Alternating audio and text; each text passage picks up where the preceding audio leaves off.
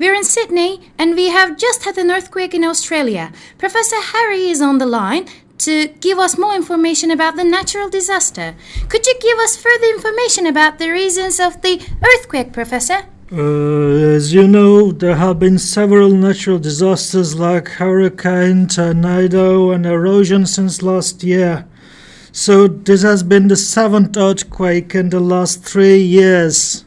We're in Sydney now, and this area is known for its continuous hurricanes and floods. This is because of strong storms that come from the Pacific Ocean. We have experienced 4 small earthquakes in 7 months. This is because of volcanoes. When they erupt in the Pacific Ocean, they can make big waves and they can cause floods. After that, these waves make erosion in areas. Well, thank you. Thank you for the technical details. Fortunately, nobody has died right after the earthquake. I've been here for 30 minutes and I have met 2 tourists.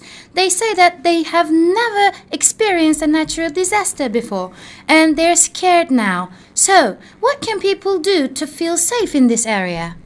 That is a good question.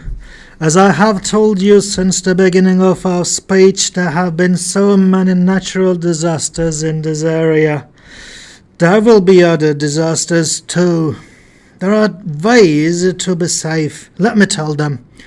First, there have been several hurricanes in Sydney for the last 2 years.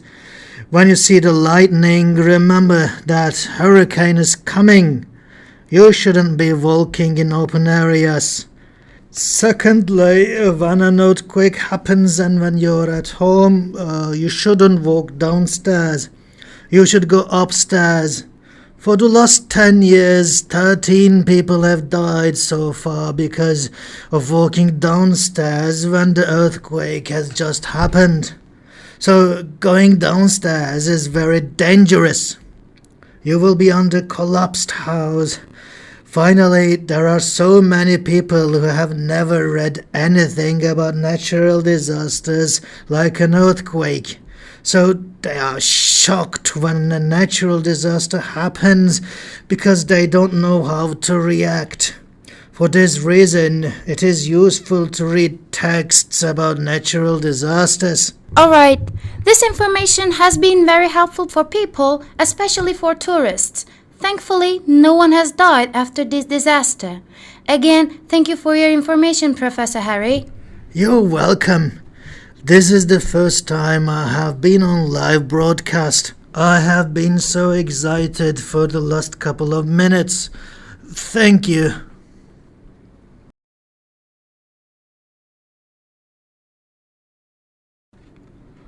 Ladies and gentlemen, firstly, I'd like to thank you all for coming to this conference. I'm Dr. Hodson and I have worked for Greenpeace for more than 10 years. I have done several researches about nature and disasters. Now, I would like to share the results of the study with you. First of all, since 1990, there have been droughts in some countries such as the USA and South Africa. For the last 40 years, there hasn't been enough rainfall and the water resources have naturally decreased over time. For example, in Dallas, Texas, it hasn't rained enough for 2 years. The land has become too dry and it has been impossible to grow any plants over time. This means that we should be careful about deforestation because when people cut trees too much for paper or furniture production, the land becomes dry. So in these areas, it doesn't naturally rain a lot. This situation gives us a message. We should stop cutting trees. Secondly, the number of erosions and avalanches has doubled in the last 30 years. According to my research, this is also because of cutting trees a lot too. Let's start with erosions. They happen in the areas where there are almost no trees. We see erosions when there are hurricanes or tornadoes that bring heavy storm and rain. And next, the land becomes too soft. Finally, this softness causes landslides. Recently, we have experienced 2 landslides in West Redding, Connecticut. What about avalanches? Have you ever seen one? Most probably no one has ever seen it because they happen in mountains. An avalanche is the large movement of snow down the side of a mountain.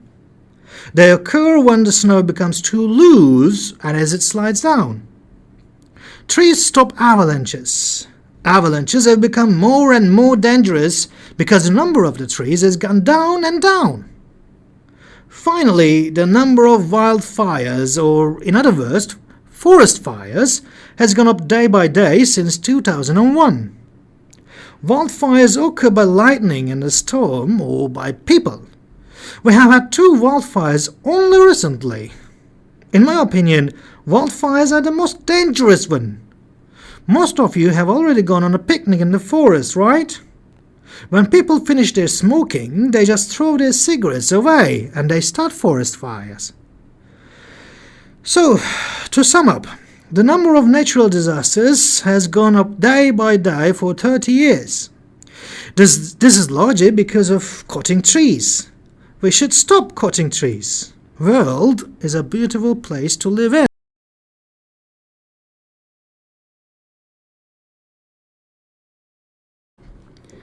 Ladies and gentlemen, welcome to our program. Today we have a special guest, Monica, who is a university student at New York State University. Only for this week, we will ask Monica 3 questions, and these questions will be about successful people's experiences and achievements. If she answers 2 questions correctly, she will earn $30,000. Now, first of all, could you introduce yourself, Monica? Well, I'm a senior at New York State University and my department is philosophy. I was born in Lincoln, Nebraska in 1990 and my family still lives there. I came here with my sister Rose and I think I will get the money I need. All right, I hope you can get it. Let's start with the first question. He is an adventurer, traveler, and explorer. In 2003, he went on an expedition to the North Atlantic Arctic Ocean. Since then, he has done many other expeditions. He presents a reality show called Man vs. Wild on TV. Who is this person? A. Bear Grylls, B. Vedat Milor, C. Marco Polo, D. Neil Armstrong. Now, Marco Polo lived a long time ago. I haven't read anything about Vedat Milor. Neil Armstrong is an astronaut, so he can't be this person. I have always watched teleseries of Bear Grylls, and I'm sure that this is Grylls. My answer is A. Yeah, that is correct. So, here comes the next question. He is an extraordinary leader. During his life, he read about 4,000 books, and at the age of 42, he founded a Republican country. Who is this? A. Abraham Lincoln, B. George Washington, C. Mustafa Kemal Atatürk, D. Horst Köhler. I have read a lot of books about leaders since I started university. I know that Lincoln was interested in books and Washington didn't go to college. I have never read anything about Köhler, but it seems like a German name. I've had so many Turkish friends so far and they told me a lot of good things about Atatürk, but still, I'm not sure about Atatürk, so my answer is Köhler. Unfortunately, the correct answer is C. Mustafa Kemal Atatürk read about 4,000 books, and when he was middle-aged, he founded a country. That's amazing. If you know the answer of the next question, you will get $30,000. Are you ready for it? Yes, go ahead, please. All right, here comes the last question. This person is well known for his contribution to chemistry and won the Nobel Prize in Chemistry in 2015. Prize topic was for mechanistic studies of DNA repair.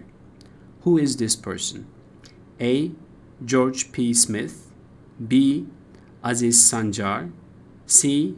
Jacques Debouchet, D. Bernard L. Feringa. Well, I study philosophy, but I'm quite interested in chemistry. My brother Alexander's major is chemistry, and since 2015, he has shared a lot of information about Aziz Sancar. So, I'm sure that the answer is B. Well, you're right, Monica. Wow! You won $30,000. How do you feel? I have never felt so excited. I'm quite happy. I will spend this money for my tuition. I need to pay this money for my university education. Okay, nice to meet you, Monica. Take care of yourself. Thanks.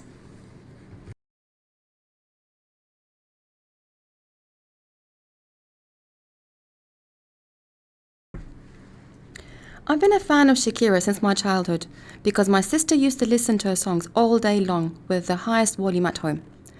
Our next door neighbor Mike started to work for a record company in 2000. Since then, he has always mentioned about her hardworking and ambitious personality.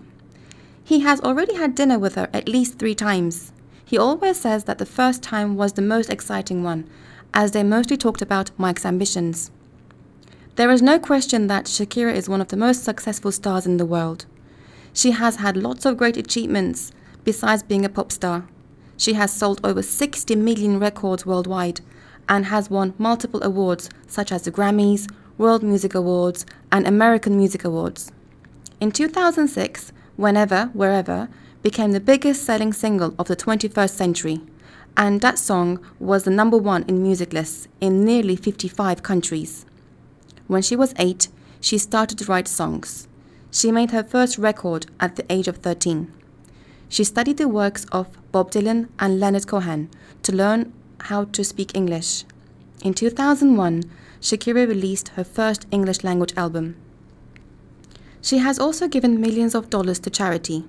At the age of 18, she founded the Pies Descalzos Foundation. It provides education and nutrition support for over 6,000 poor children in Colombia. Shakira has also served as a UNICEF Goodwill Ambassador. In December 2007, she visited UNICEF-supported education projects in Bangladesh. I went to a concert in Berlin in 2006 for the first time. Since then, I have seen her shows in many concerts all over the world, but I haven't met her face to face yet. I have never paid for any Shakira CDs because Mike has always bought free copies to our house. I have learnt the lyrics of Shakira's songs and I've downloaded them. I have learnt the lyrics of Shakira's songs and I have downloaded some of my favorite videos because I like to practice dance with her voice and sing like she does. My biggest dream has always been to sing and dance with her one day. Last year, my parents bought a guitar for me as a birthday gift, and I directly started to take some lessons. I believe I have improved myself pretty well since I first started. Guess what? I have just learned a big surprising news for me. Mike has arranged a short meeting with her before a concert next week here. I got crazy with joy and excitement when I heard of this. I will watch her rehearsal till the end, or maybe we can sing together for a bit. Can you believe that? I'm so happy. Thanks, Mike. My dreams has already come true. Speaker 1. I like both of these coats very much. The blue one is cheaper and the color is prettier. The green one is longer, but it's also tighter. And the green one is more comfortable, so I think I will buy the green one. Speaker 2. I'm going to get a family car. A sports car is faster and easier to drive, but a family car is bigger and more comfortable. The main reason for my choice is that the family car is cheaper to drive. Speaker 3. It's my mom's birthday and she loves red roses, but she likes yellow roses too. and these yellow roses are fresher than the red ones. So, I will take a dozen of yellow roses, please. Speaker 4. Wow, this apartment is huge. It's further from my office, but it is bigger than the downtown apartment I looked at last week. It's quieter here in the suburbs too. But I think I'll still choose the downtown apartment. It's just more convenient for work. Speaker 5. I love walking boots. They're more comfortable than the shoes I wear to work. But I can't decide between these brown boots and the black ones I tried on before. The brown ones are better looking and they are cheaper, but I think the black ones will last longer. That's really more important to me. So I'll get the black ones. Speaker 6.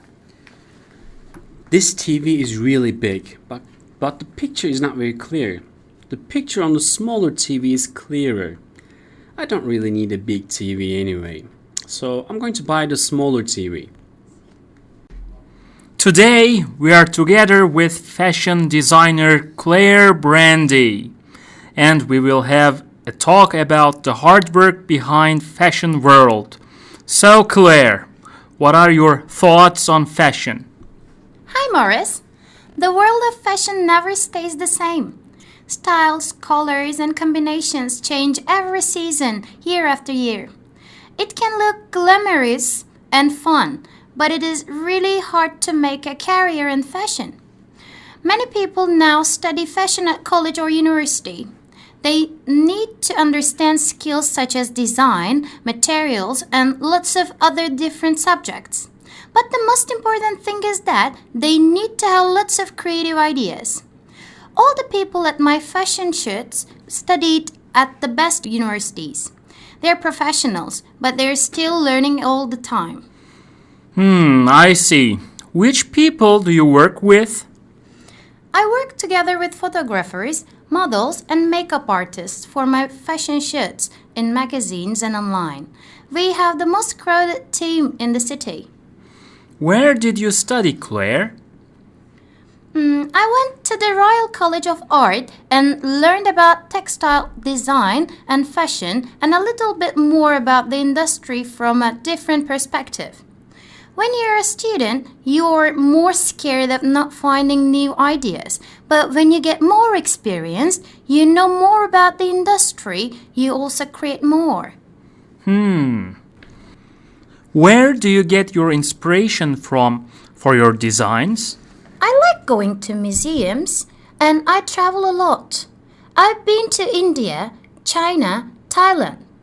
Really anywhere, even going for a walk in the park can give you new ideas. What is the most necessary thing to be a fashion designer, Claire? You have to have a passion and you just have to continue to create.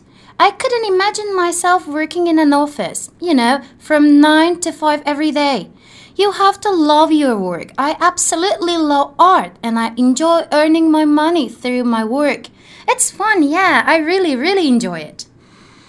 I see, Claire. Your passion helped you on your successful business.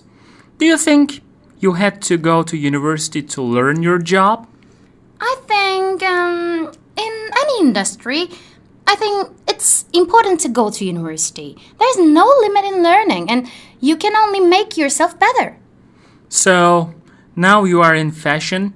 Is it all glamour? No, not always.